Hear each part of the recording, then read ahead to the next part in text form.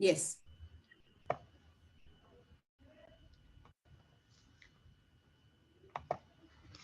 Good evening, everybody. Welcome to another episode of Environmentalism. Today we have a very special guest with us, Miss Renuka Thakore.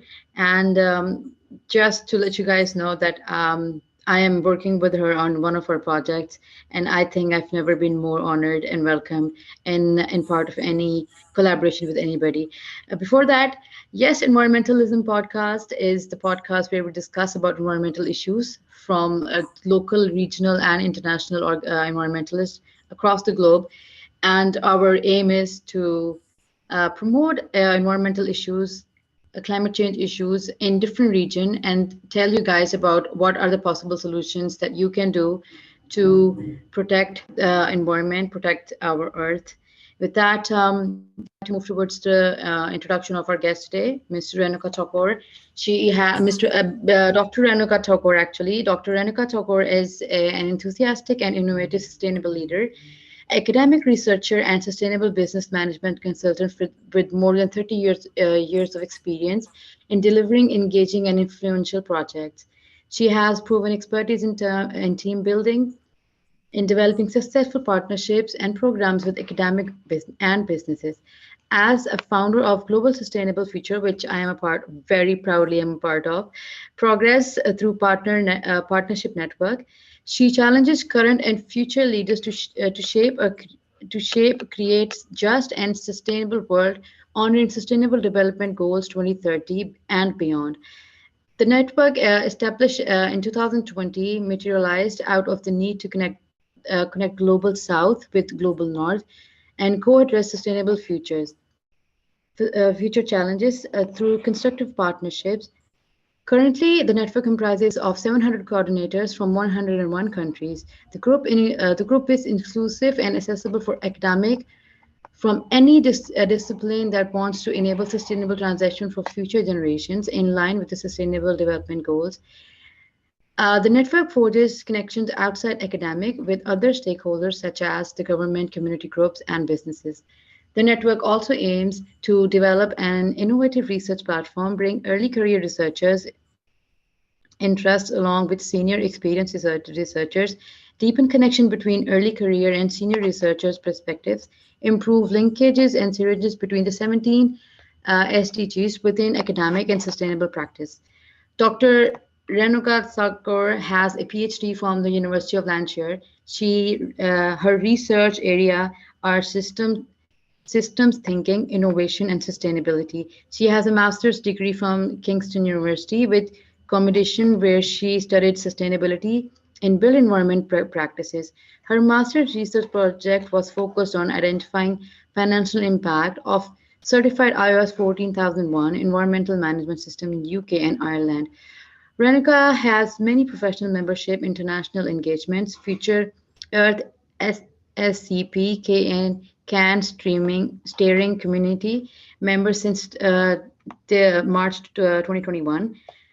Practitioner member of IEMA. She is also an advisory board member for Family Store Produce Entrepreneurship Africa.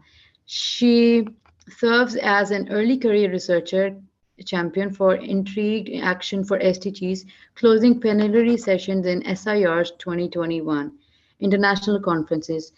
Not only that, Dr. Renuka is a lecturer for both distance and face-to-face courses at university. Her experience in the field of environmental is immense.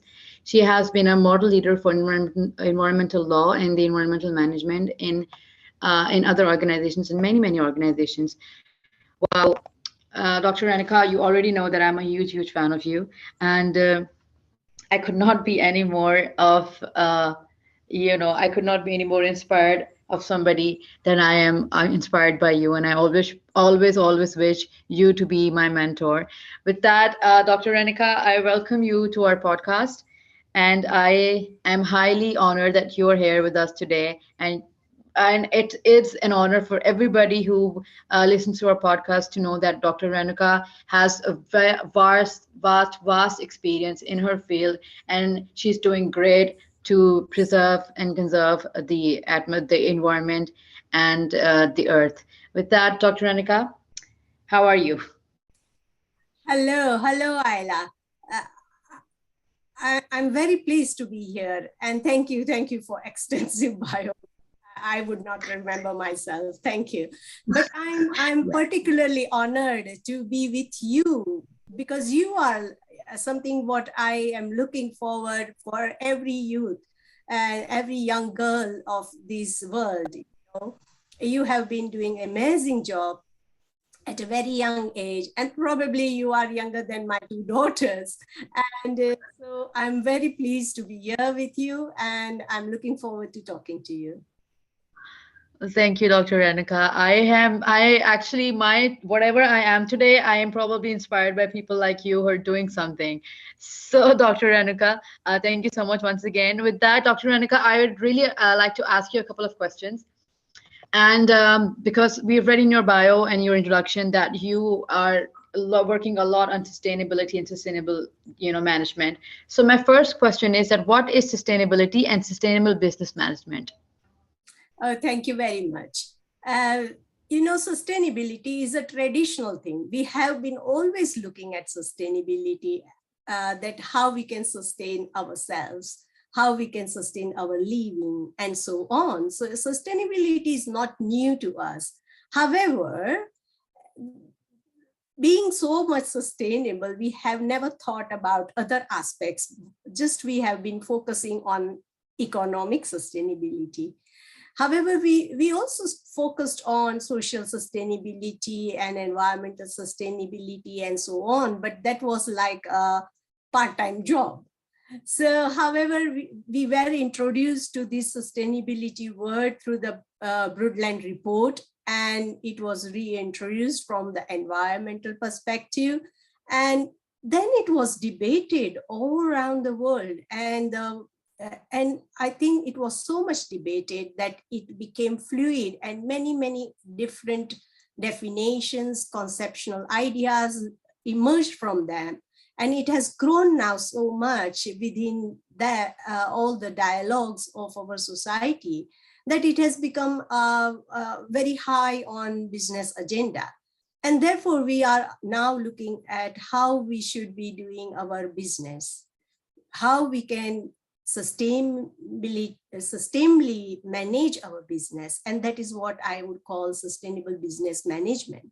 Particularly in that concept, we are looking how we can diminish our impact on environment, how we can increase our impact on social aspects of the society, how we can be political sound, how we can make institutional references and cultural references in our business, and so on, while keeping our business economically sustainable as well. And I think there comes the this sustainable business management not only touches the businesses only, but it also has influence on individuals, all business, and probably all the global policies or local policies as well. So yeah, I will stop there. Thank you so much, Dr. Renuka. That was informative. And I also read in your bio because I am highly inspired by you. I read in your bio that you have a lot of experience in environmental law. So I would want to know that how will you explain environmental law? Oh, thank you. Thank you. I have been teaching environmental law from a long time, but however, I in my research also, I bring environmental law perspective always. And that was also a point of departure in my PhD. So yes, environmental law is something which we all must look as if it is a helpful tool to control and manage our environmental impact. And precautionary law is the one of the main concept or the underlying law for environmental law. However, it has grown now with how we can control our business activities, how we can manage them, what are the obligations of businesses, and so forth. So it has grown. However, we have now increased our this environmental law broaden its aspect on protecting our environment and enhancing our environment. And specifically, we are looking at reverting to our original ecological capital.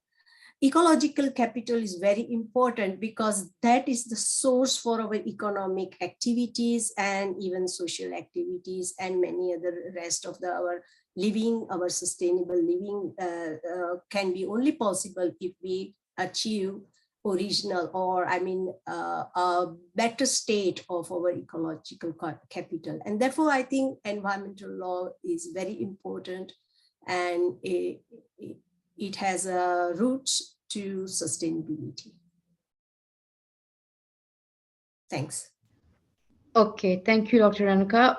Okay, I just have a linked question with that and the environmental law part. I'm just going to say a statement, and you have to explain that to me, okay? A clean environment is a person's basic human right. How will you explain this statement? Yes, I will agree with this statement. Yeah, of course, a clean environment is a person's basic human right.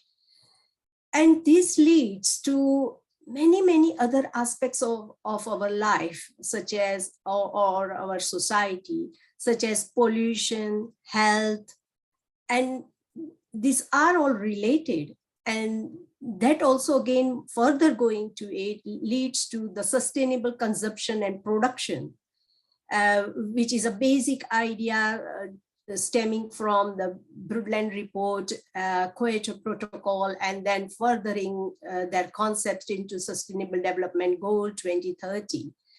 You are right that every person must have a basic right for clean environment.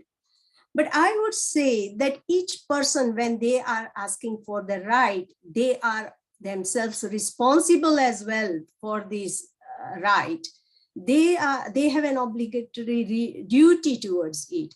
And therefore, each person must understand what is the right and what they must do to achieve this right.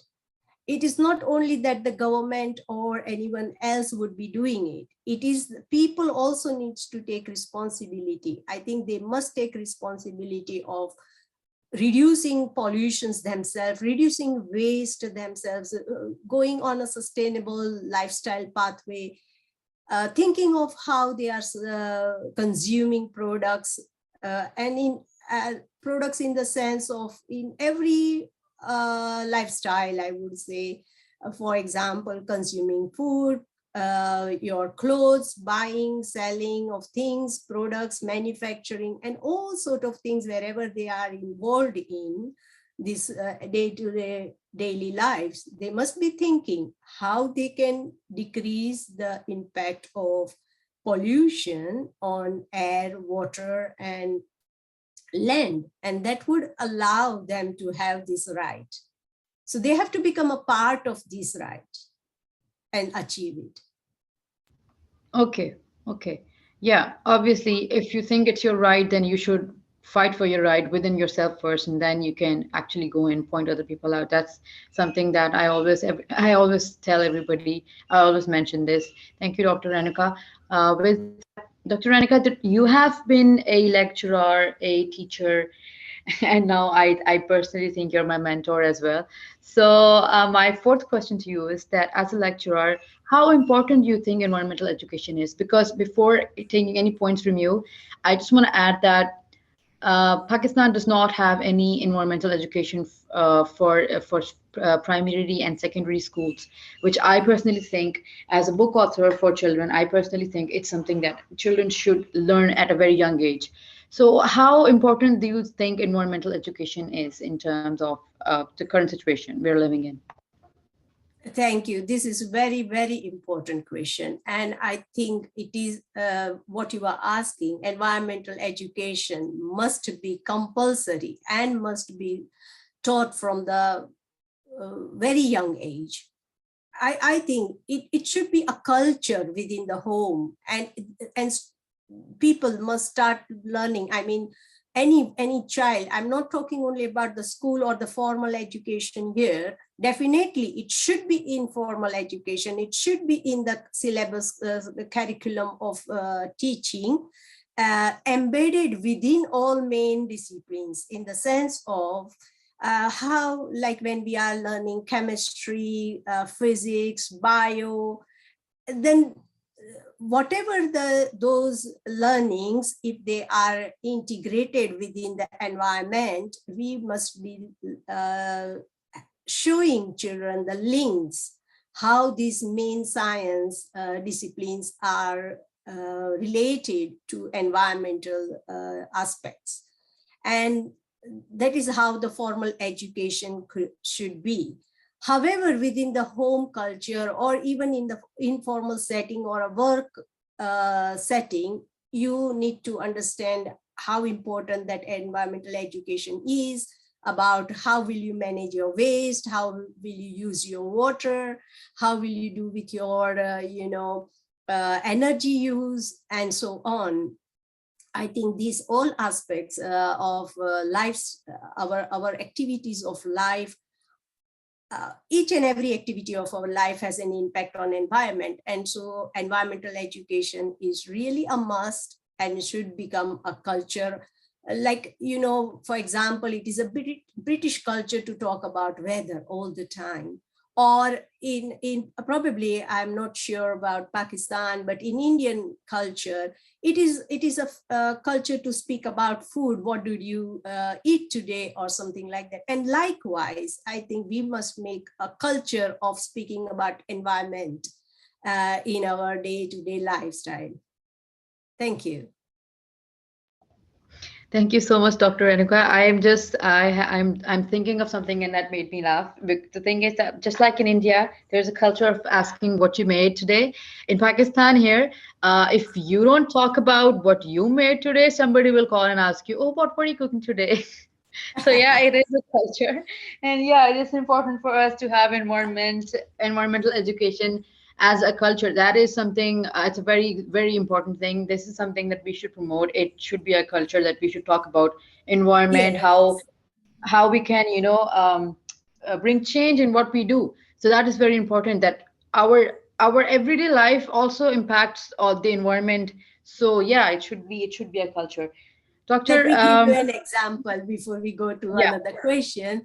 Like, if we are yeah. talking about food, then we can talk about food. Where did you buy the food, or how is it going? Like, for example, if I say, oh, I ate grapes that I sourced from New Zealand or something like that, well, then that doesn't make sense. But if I speak, okay, I had a cabbage which was just grown in the next door farm or something like that in my neighborhood or something like that, then that would make sense. And so I think we have to extend our discussion beyond what we are just now doing. That is what I would like to say. Yeah. Yes, that is very true, Dr. Renuka. And in probably in near future, we will see this change, hopefully. I'm very enthusiastic about change because change is very important. With that, Dr. Renuka, you have a vast knowledge and experience in the field of sustainability and sustainable solutions. So I would love that you would discuss some sustainable solutions for the current environmental issues with us. Oh, thank you. Thank you very much. With COP coming ahead, and with so much climate change awareness going around the world, I think there are several environmental issues that I can bring here, in the discussion. This environmental issues range from like agriculture to clothing, to transport, to food, to housing, and it is applied, or I think it impacts each and every societal systems at the moment. I think we need not only a change, but we need a big change in our thinking, in our acting, and in our decision making. And also then looking at our future generation, that what we are leaving behind for them. So let me tell you current environmental issues, I cannot particularly pick one, because I would talk about how we can understand environmental issues, and this understanding might be useful to the people who are listening to assess their own current environmental issues. And so I think we must look at our own specific reality. And with that, what I mean, that we must look at our own conditions, our own settings, how we are living, how our neighborhood is, how is our community, how is our region, and then expand our thinking up to how is our nation, and then maybe also think about how I can relate myself with going through these layers to the global policy and understand the environmental issues then. That would be very important to assess this type of thinking of layers and scaling up or down or integrated scaling would allow you to understand what are your current environmental issues. And for example, like I can straight away say plastic is a big issue, energy is a big issue, waste is a big issue. However, you won't be realizing those issues probably if it is not directly impacting you. And therefore, you must be looking at your own, however, relating yourself with the wider societal system. And then only you will be able to bring up the sustainable solutions. Because when I think about, say, for example, Tuvalu or island, which is going to be,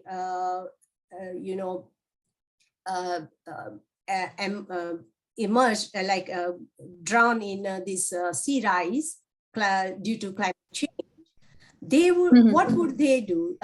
Would they worry about climate change, or would they worry about identifying some solution of how they are going to live in 50 years from now? So it depends on your own situation. But I can give you a very good example of those things, that the president of Tuvalu has thought about solution. He has turned his island into this, living laboratory about how we can increase our sustainability, sustainable solutions, or how we can practice these things while we are even having this problem, like how we can address this problem of climate change or environmental issues, while seeing that there is no solutions, but still we must try, and we must give some sustainable solutions. So when I'm looking at my own thing, it could be sustainable. I can think of like, okay, something is sustainable for me from the economical point of view, but did I think that whether it is going to bring environmental or social impact to others? And if I assess that what is going to be the impact on others, then only I can think about sustainable solution and go forward with it. So I'm just giving here not the direct answer to this question, but I'm giving you some sort of understanding where you can assess your current environmental issue and probably research or identify some sustainable solutions. That's it. Thank you. Thank you so much, Dr. Renuka. I think these answers are more important than telling somebody that you can do this, because you are right. If we don't know the source of our problems, how can we have a solution to that? And that is indeed is a very sustainable answer, because we need to know that what we're doing, what we're causing, so we know that how it's affecting us. Dr. Renuka, thank you so much for your time. And just a brief summary of what we spoke to Dr. Renuka today. Dr. Renuka just said something very important, that sustainability is a tradition and it is not new to us, which is very true, that sustainability has been within us from a very long time. It's just now it's a different time. Environmental crisis has want us to have different perspective of what sustainability is. Environmental law is something that is a tool that every country should utilize when it comes to environmental issues. ecological capital is very important when it comes to environmental law. When I asked Dr. Renuka, a clean environment is a person's basic human right, she said yes, it is a basic human right, but also it is an obligatory duty of everybody to keep the environment clean if they want a basic human right. You should know the sustainable consumption and production. So when you ask that, I have this particular human right, you should know that before you have a right, you have a responsibility towards that. Before asking for a right, you should know how responsible you are towards that right. What are you doing for that? And then I asked Dr. Renuka that environmental about how she thinks about environmental education. She said that environmental education is something that should be compulsory, not only in on school levels, but in general as well. She also said that it should be a culture, which I highly agree upon. I also asked Dr. Renika the importance of how some sustainable solutions, which she said that sustainable solutions are only possible if you know that the what you're doing, what the layers and scaling down of our causes will help us find a solution to environmental crisis. And yeah, thank you so much, Dr. Renuka Thakore, for your time and for your immense knowledge that you have shared with us today. With that, guys, I always say that, and this is the only place, Earth is the only place only planet that is sustainable enough with resources that we can live in. I would highly request you to be responsible for what you do, for what and how you pollute around you. Please stop plastic pollution. Plastic pollution is killing almost the very beautiful biodiversity, which is very important because without our biodiversity and our wildlife, we are apparently nothing. This entire food chain is apparently nothing. So that with that, thank you guys for your effort. And Dr. Renika, I'm really grateful to you for your time. With that, guys, stay safe, keep your environment clean, stay away from COVID, use mask, but know how to dispose it. Clean your environment, no plastic pollution. Until next time, peace out. Thank you. Thank you so much. Bye-bye. Bye bye. Dr. Anika, I would want you to stop the recording now, but stay and talk.